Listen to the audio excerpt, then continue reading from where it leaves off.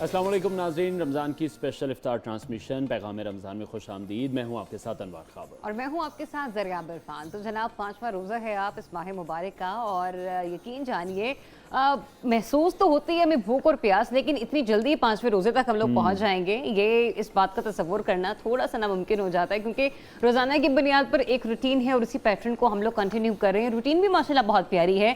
सभी को ये एहसास होता है कि हमने अपनी नमाज नहीं छोड़नी, क्योंकि हमारी जो रोज़े की इबादत है उसका असल मकसद यही है कि हम अल्लाह ताला के ज़्यादा से ज़्यादा करीब रहें और रहमत इलाही का जो नुज़ूल है वो हर वक्त हम पर होता रहे। तो ऐसे में जो पहले अशरे की दुआ है, रहमत की दुआ है, मैं तो ये कहूँगी कि कसरत से उसका विर्द अपनी ज़बानों पर जारी रखिए। इससे अल्लाह ताला की बहुत सी रहमतें, उनके फरिश्ते आप पर भेजते रहते हैं। बिल्कुल ऐसे ही है। प्रोग्राम की तरफ आगे बढ़ते हैं और आज हम जानेंगे अनम से एक बार फिर से। ज़रिया आप जाएंगी किचन में और ज़रिया आपसे मैं रिक्वेस्ट करूँगा कि किचन में जाएँ और हमें बताएं कि जो अब अफ्तारी का टाइम आने वाला है उसके लिए क्या तैयारी की गई है, आज कौन सी रेसिपी तैयार की गई है। ना मुस्कुराई जा रही हैं बस। अस्सलाम वालेकुम अनम। वालेकुम अस्सलाम। कैसी हैं आप? मैं बिल्कुल ठीक, आप कैसी हैं? बिल्कुल ठीक ठाक। वैसे तो कीमा भी नजर आ रहा है मुझे और चॉप्ड हुए अनियन नजर आ रहे हैं। वैसे मेरी कोशिश होती है आके ना मैं गेस्ट लगाने शुरू करूं, लेकिन फिर आप ही बता सकते हैं कि आप क्या बनाने चाह रहे हैं। नहीं, अभी आप गेस्ट कर नहीं सकेंगे क्योंकि इसमें जो मोस्ट इम्पोर्टेंट इंग्रेडिएंट है वो इस वक्त यहाँ नहीं पड़ा हुआ। वो पड़ा होता तो शायद आप गेस्ट कर लेती कि आज आपने छुपा के रखा हुआ है, रास में रखा है, छुपा के रखा हुआ है ताकि जो है मैं बाद में बता सकूंगी क्या पक रहा है। लेकिन आपको पता है कि किचन में जो है आना उस वक्त ज़रूरी तब होता है जब आपके हाथ जो है अच्छी तरीके से जो है वो वॉश हो। और जो है मैं जी डेटॉल के सिंक के पास हम आ गए हैं और अब मैं हाथों को अच्छे तरीके से वॉश कर लेती हूँ। अच्छा, और इसको वॉश करने के बाद ना हाथ जो है वो बड़े अच्छे से जो है मॉइस्चराइज हो जाते हैं और प्लस जो है इसमें से सारे जितने भी जर्म्स होते हैं वो सब इसमें से निकल जाते हैं। ये जो आपने बात की है ना, घड़ी भी ना वॉश हो जाए, घड़ी वाटर प्रूफ है, वॉश हो भी जाएगी तो कोई प्रॉब्लम नहीं है।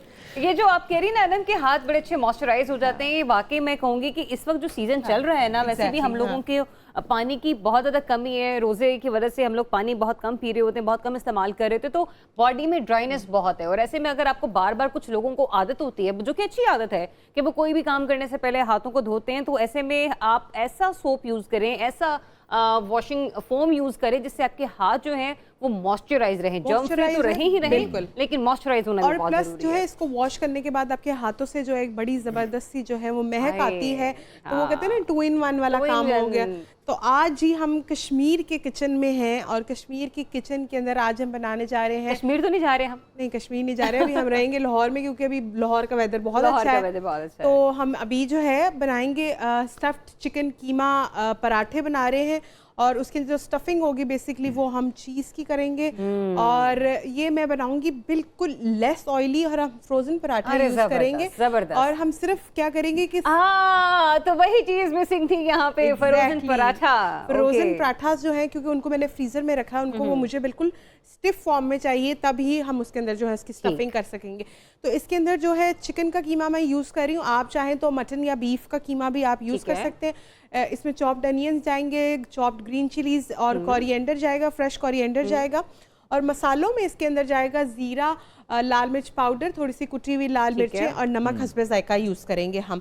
और लास्ट में जब हम अपने फ्रोजन पराठा, क्योंकि अगर हम स्टिफ ले रहे हैं तब ही वो बन सकेगा, उसके ऊपर आपने कीमे की स्टफिंग उसके अंदर करनी है, मोज़रेला चीज़ रखेंगे और दोबारा से एक और पराठा रखेंगे और इसको हल्का सा ऑयल के साथ ब्रश करेंगे। भाई बहुत खूब, आप अपनी रेसिपी का आगाज करें। मैं चलती हूँ अनवार की तरफ और उनसे जानते हैं कि मुल्क के हालात हाजिर है इस वक्त हमें क्या बता रहे हैं। कोई अच्छी खबर है भाई? अच्छी खबर तो आज नहीं है, एक अफसोसनाक खबर है जिस पर दिल वाकई में बहुत ज़्यादा रंजीदा है। रमज़ान मुबारक का अजीम महीना है और इस अजीम महीने में भी जो हमारे पाक फौज के जवान हैं वो हमारे लिए कुर्बानियाँ पेश करते दिखाई दे रहे हैं। इंतहाई एक अफसोसनाक वाक़या पेश आया शुमाली वज़ीरिस्तान के इलाके मीर अली में, जहाँ दहशतगर्दों की तरफ से हमला किया गया और इस हमले में लेफ्टिनेंट कर्नल और कैप्टन समेत जो 7 फौजी हमारे जवान हैं, हमारे भाई हैं, वो शहीद हो गए हैं। उसके बाद क्लियरेंस ऑपरेशन किया गया। इस ऑपरेशन में जो 6 दहशतगर्द थे उनको हलाक कर दिया गया है। ये भी फिर एक कामयाब कार्रवाई उसके बाद की गई है। लेकिन अफसोसनाक ये सूरत हाल है। ISPR ने बताया है कि शुमाली वज़ीरिस्तान का इलाका है मीर अली, जहाँ पर दहशतगर्दों ने पहले सिक्योरिटी चेक पोस्ट पर हमला किया, जिसमें दहशतगर्दों ने बारूद से भरी गाड़ी जो थी वो चेक पोस्ट से टकरा दी, जबकि गाड़ी की चेक पोस्ट को टक्कर के बाद फिर बहुत से खुदकुश हमले भी किए गए और इन खुदकुश हमलों के नतीजे में इमारत का एक हिस्सा गिर गया, जिसके नतीजे में 5 जवानों ने जाम शहादत नोश किया। इन्ना लिल्लाहि व इन्ना इलैहि राजिऊन। और यकीनन वाकई दिल अफसरदा कर देने वाली खबर है जो आपने हमारे साथ शेयर की है।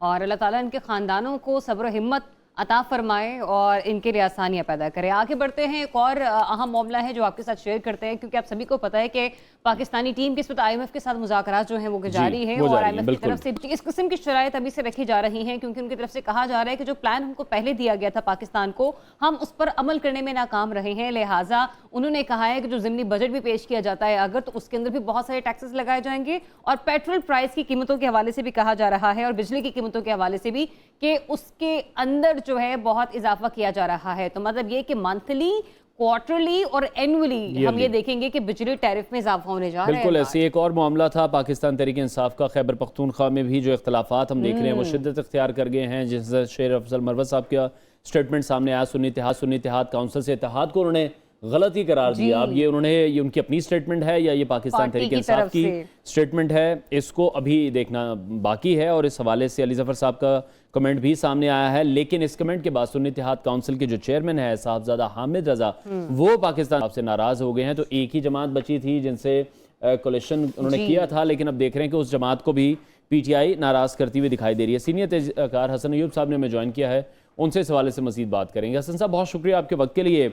IMF का जो एक सबसे बड़ा मुतालबा भी हम देख रहे हैं वो वही मुतालबा है जिस पर आप लोग भी बात करते हैं, आम आवाम भी बात करती हैं, कि जो हुकूमत के अपने फजूल अखराजात हैं उसमें तो किसी तरह से कमी की जाए। कि हम अपनी अशराफिया पर 1500 अरब रुपया खर्च कर देते हैं।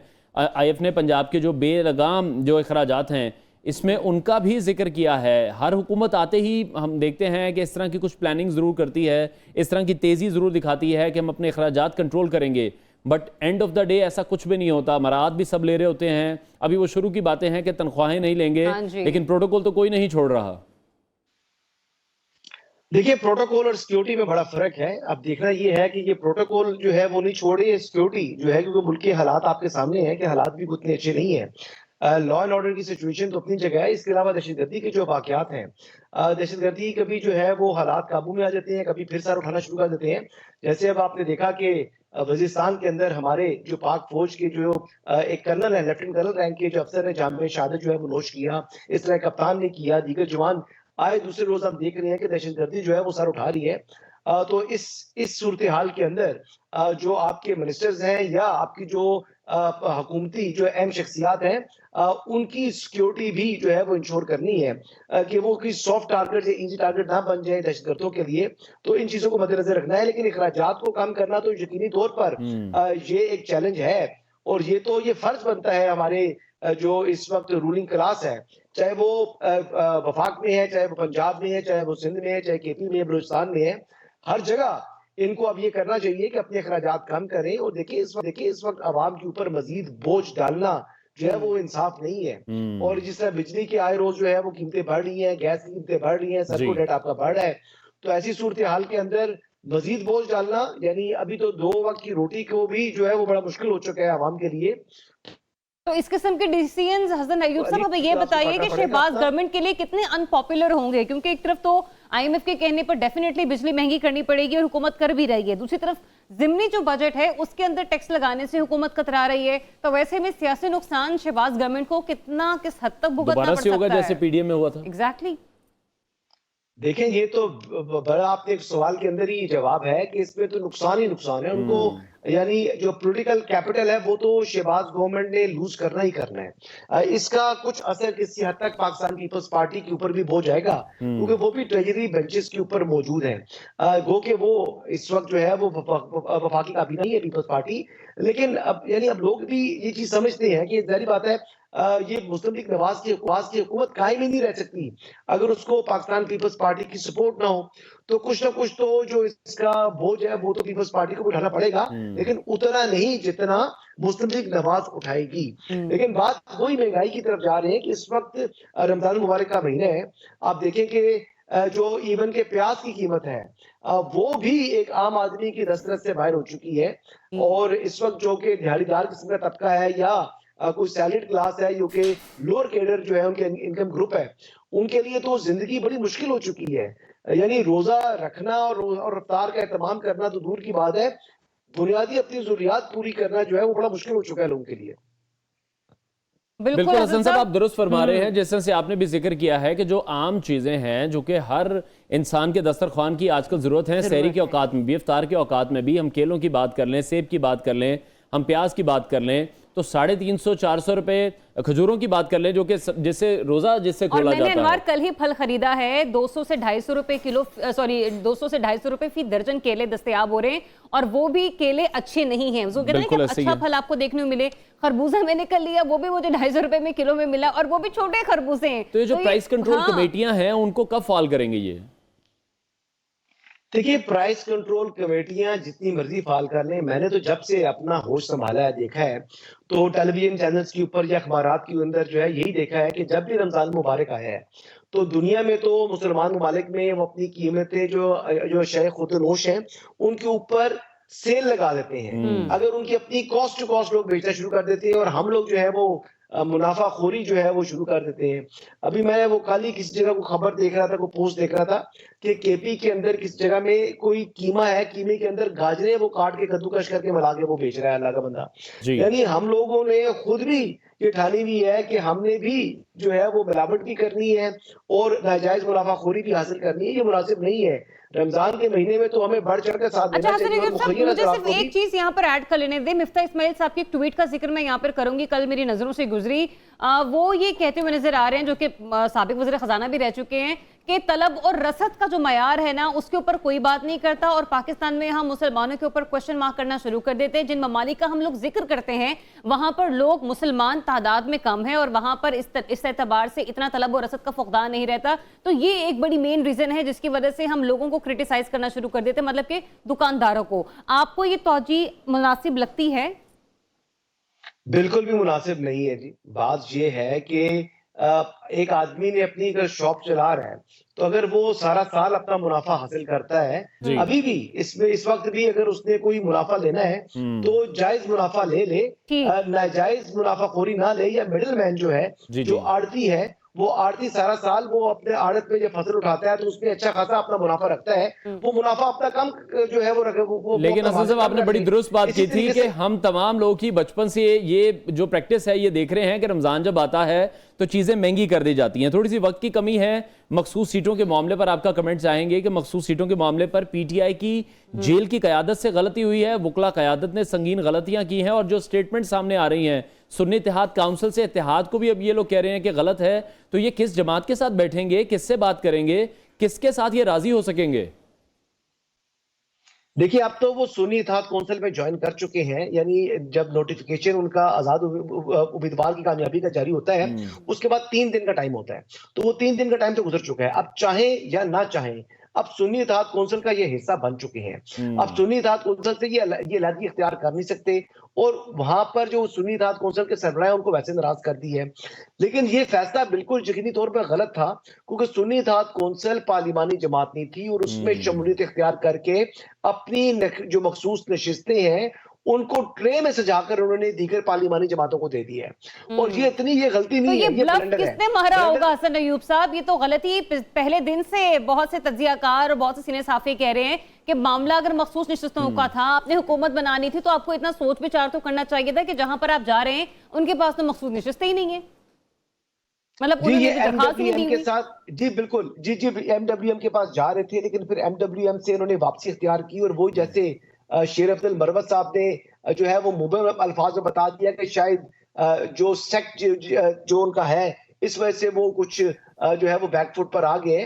तो बात ये है कि अगर वहां पर नहीं आ जाना था तो किसी और ऐसी जमात के साथ वो इलाक कर लेते जो कम से कम पार्लिमानी जमात तो होती।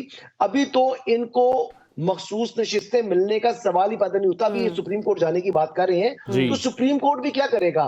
सुप्रीम कोर्ट ने भी तो आर्टिकल 51 को देखना है, और सुप्रीम कोर्ट ने भी जो है इलेक्शन एक्ट को देखना है। जब उनको दोनों को देखें तो उसमें उस जमात को जिसने पहले अपनी फहरिस्त जमा नहीं कराई उसका तो बनता ही नहीं है, हक नहीं बन सकता। और फिर वो जमात जो कि पार्लियामेंट के अंदर मौजूद ही नहीं है, जो एक इलेक्शन भी, एक सीट भी नहीं जीती हुई, तो वो तो ये नशिस्तें नहीं ले तो सकती। ये आपसी इख्तिलाफात हसन वो भी अयूब शुरू साहब हो गए। पाकिस्तान तहरीक इंसाफ के सोशल लिए मीडिया पर आपस में ही लड़ी जा रही है। हाँ, नहीं, ये धड़ेबंदी के हवाले से तो मैं 6 दिन पहले का ट्वीट किया हुआ है और पिन किया हुआ है। ये 6-7 दिन जी। पहले की मैंने ट्वीट कर दिया था, और मैंने कह दिया था कि जो तहरीक इंसाफ है इसमें धड़ेबंदी की इतलात है और ये तमाशा जो है वो देखने को मिल सकता है। तो वो तमाशा अब देखने को मिल रहा है ना आपको। तो बात ये है कि अभी तो केपीके के अंदर भी 1-2 ग्रुप बन चुके हैं, मरकज के अंदर भी हैं, फिर इस तरह जो लॉयर्स वाले हैं, पुराने जो सियासतदान हैं, उनके अंदर ग्रुपिंग हो चुकी है। अब सेनेट इंतखाबात के अंदर भी इनके खासे जो है वो मसाइल जो है पेचीदगियां पैदा हो रही हैं। गो के अभी बानी चेयरमैन तहरीक इंसाफ ने कुछ टिकट जारी किए हैं, जो बानी चेयरमैन अगर वो जारी कर दें फिर भी जो है वो कुछ शोर होगा लेकिन ज्यादा नहीं होगा। लेकिन अगर ये करते कि जो मौजूदा चेयरमैन है तहरीक इंसाफ के या शेर अब्दुल मरवत साहब या सर कैसर साहब करते और तो फिर इसके ऊपर बड़ा शोर और वावेला बचना था। तो अभी हालात इनके अच्छे नहीं है। तो किससे मुख्तसर ये हसन अयूब साहब कि पाकिस्तान तहरीक इंसाफ के लिए अपनी सियासी जमातों से मुतल्लिका बहुत सारे मामलात उनके लिए मुश्किल थे ही, लेकिन विद इन द पार्टी भी अब इस वक्त खिलाफात खुलकर सामने आ रहे हैं और ऐसे में जबकि लीडरशिप इस वक्त जेल में मुक़य्यद है तो फैसले करना पाकिस्तान तहरीक इंसाफ के लिए बड़े मुश्किल हो जाएंगे। बहुत शुक्रिया आपका हसन अयूब साहब अपना वक्त देने के लिए। एक ब्रेक ले लें, ब्रेक के बाद आपको दोबारा ज्वाइन करते हैं। Stay tuned पैगाम-ए-रहमत।